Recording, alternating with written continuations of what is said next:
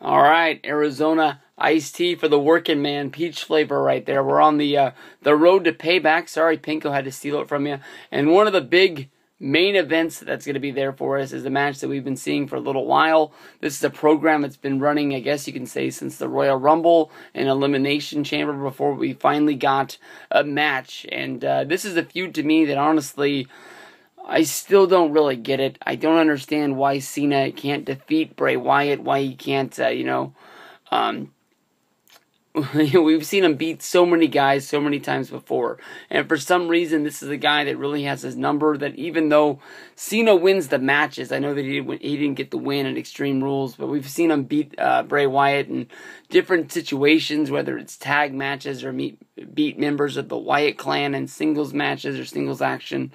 Why, Bray Wyatt is getting underneath his skin. I don't understand. I know that Bray wants to expose him as being like this false idol, and that, he thanks Cena for beating him and showing him the light that, what needs to be next. And, at Payback, we're going to have a last man standing match, and hopefully in our last, Monday Night Raw, we can get a little bit of seasoning on this match that really, sinks into what's going down because of the upcoming Madison Square Garden show, which has already been announced. And of course, the main event is Daniel Bryan going up against Triple H. So I guess they're hoping for a speedy recovery for Daniel Bryan, even though we haven't heard a return date.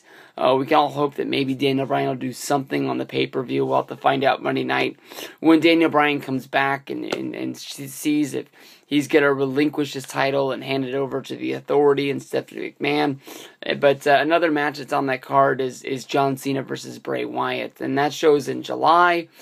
We're only in May, so it looks like this is going to be going on for a little bit longer.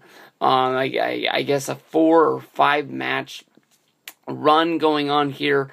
I don't know what Cena has to do to put the exclamation point to win this feud, or if Bray Wyatt's going to come out of this looking good. There's some people that break down Bray Wyatt and John Cena's promos and think that Bray Wyatt on the end of this, at the end of this deal, is going to be coming out as a babyface and everyone's going to be loving Bray.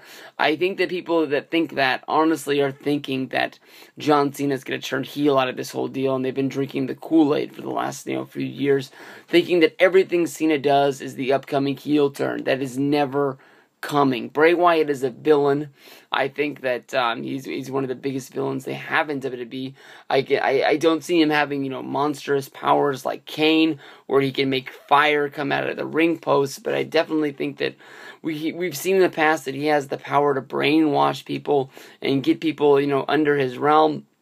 And I think that's what's going to be coming and evolving out of the Wyatt clan. I thought that basically when they first came out, I was really surprised that they didn't sort of brainwash somebody to add into their group to make it a foursome. They could have easily taken a guy like Zack Ryder, and Zack Ryder could have been brainwashed and put into this clan. And I don't think he could have grown that very nice of a beard, but he could have started wearing the rugged clothes that the Wyatts do that's all beat up, and made us love him to sort of like we love Ryder. He's not doing anything on Raw, but we want this guy back as a good guy. We don't want him fighting Bray Wyatt's fights. And you can debate if you think that's a good idea, but we've seen this in the past when people that are loved characters, joined heel groups, much like Right to Censor with The Godfather, and Val Venus being added into it. And they've had other, cult groups where guys, turned heel and joined into the group to come out on the end, jumping out of it. To me, John Cena in a last man standing match doesn't pay off. John Cena's character is the guy who doesn't quit, and he's going to answer that bell every time it comes out. This is going to be John's 5th last man standing match. We've seen him in the past go up against Umaga at the Royal Rumble. Of course, that's the one where he had to choke out Umaga with the ring ropes. And that was basically at a time when people had really turned against John Cena. But I remember the internet coming up to speed that night and, giving respect to John Cena and the WWE, saying that was a finish that they had never seen before. It was very out of the box thinking.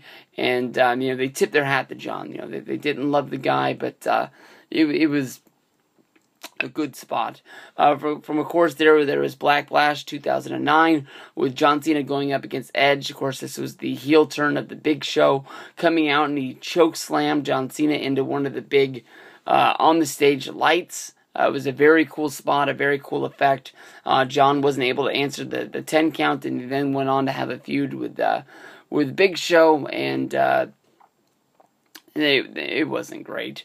But it was definitely a match that everybody thought that there was no chance in the world Edge was going to win. It was a slam dunk for John Cena, and it showed us that there's a chance that he could, lose these style of matches. From there was the match against Extreme Rules against Batista, and then, of course, another match that John lost, Vengeance 2011, against Alberto Del Rio. Of course, that was the time when R-Truth and The Miz were running all over the WWE, causing havoc, which set up the Survivor Series match with The Rock, where basically John Cena couldn't beat these guys on his own, even though he beat them twice on Monday Night Raw, once on his own, once with Zack Ryder. He needed The Rock to show up at Survivor Series to get the job done. I think I've made 1,000 videos exposing that. It was one of the stupidest ideas that they've ever done at that point. But, this being the 5th, there is a shot that John Cena will lose this match. We can all hope that John does. I think everybody wants the best for Bray Wyatt. It's just hard for me to believe that guys, as, these big monstrous heels, can go up against John Cena, lose a series of matches, and still come out on the end like people are going to believe what's going down. Somebody needs to end this. I'm not saying that John Cena needs to go away forever, but it would be nice if we got a change of pace and John was not the end-all, say-all of a WWE. I love the guy. But, every once in a while, Superman has to be knocked down in order to have the big killer come back and overcome all that is wrong in the world. In this match, I'm going to pick Bray Wyatt. It's a last man standing match. I don't know how you're going to keep the Wyatts out of there. I know that basically John Cena has become friends with the Usos, but they are the tag team champs. They're going to have their own problems at the pay-per-view, so it's not like they're going to be able to have their back. And John probably wouldn't want them to be out there. And plus, if they're going to have his back, why wouldn't have they been out there at Extreme Rules during the cage match when it was basically a 3-on-1 and John couldn't get out of the cage?